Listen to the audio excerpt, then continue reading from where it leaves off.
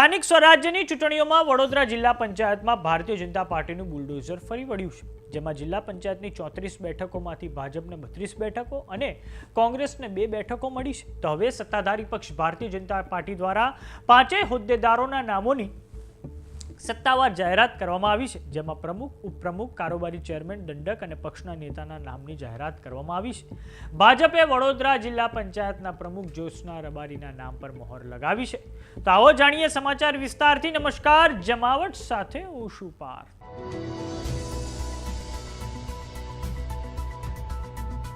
સ્થાનિક સ્વરાજ્યની ચૂંટણીઓમાં વડોદરા જિલ્લા પંચાયત માટે ભારતીય જનતા પાર્ટી દ્વારા આજે હોદ્દેદારોના નામની જાહેરાત કરવામાં આવી છે, જેમાં પ્રમુખ તરીકે જ્યોત્સનાબેન રબારી, ઉપપ્રમુખ પદે કમલેશ પટેલ, કારોબારી ચેરમેન તરીકે કૈરવીબા વાઘેલા, પક્ષના નેતા તરીકે રાકેશ ઠાકોર અને પક્ષના દંડક તરીકે મનીષાબેન પરમારની નિમણૂક કરવામાં આવી છે.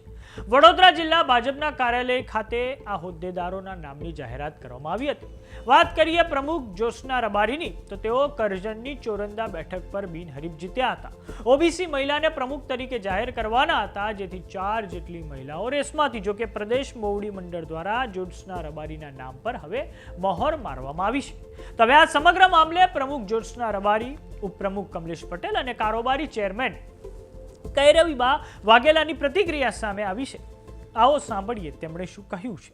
વડોદરા જિલ્લા પંચાયત તરીકે મારી પસંદગી કરી છે તે બદલ હું ભારતીય જનતા પાર્ટીના અધ્યક્ષ જગદીશભાઈ વિશ્વકર્મા સાહેબ તેમજ મુખ્યમંત્રી ભૂપેન્દ્રભાઈ પટેલ સાહેબ, વડોદરા જિલ્લાના અધ્યક્ષ વિજય બ્રહ્મભટ્ટ સાહેબ, પ્રભાવી ઋત્વિજભાઈ પટેલ સાહેબ, રસિકભાઈ પ્રજાપતિ સાહેબ તેમજ અમારા ધારાસભ્ય શ્રી અક્ષયભાઈ પટેલ સાહેબ, વડોદરા જિલ્લાના તમામ ધારાસભ્ય શ્રી સાંસદશ્રીઓનું, તમામ હોદ્દેદારોનો ખૂબ ખૂબ આભાર માનું છું.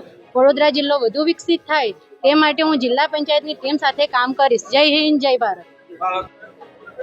હું ઉપપ્રમુખ બન્યો છું.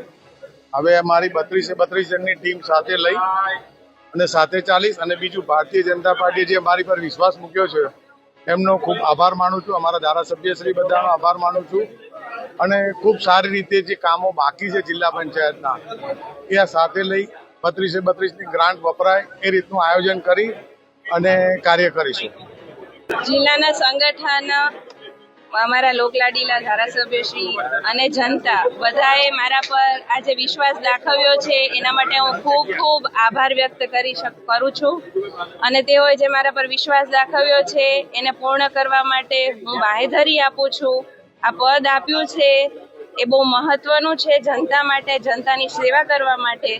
તો એનો હું પૂર્ણપણે, નિષ્ઠાપણે હું નિભાવી શકું એવી હું પૂર્ણપણે બાંહેધરી તમને કરું છું.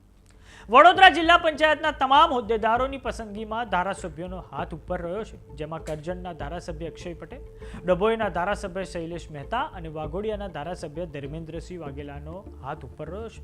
વડોદરા જિલ્લા પંચાયતની સામાન્ય સભા 23 મેના રોજ મળશે, જેમાં પ્રમુખ સહિતના હોદ્દેદારોની ચૂંટણી કરવામાં આવશે અને ત્યારબાદ સત્તાવાર જાહેરાત કરવામાં આવશે. વડોદરા જિલ્લા પંચાયતમાં 34 બેઠકો પૈકી 30 બેઠકો ઉપર ચૂંટણી યોજાઈ હતી. 2 બેઠક બિનહરીફ જાહેર થઈ હતી. ભાજપે કુલ 32 બેઠકો મેળવીને વિજય હાંસિલ કર્યો છે.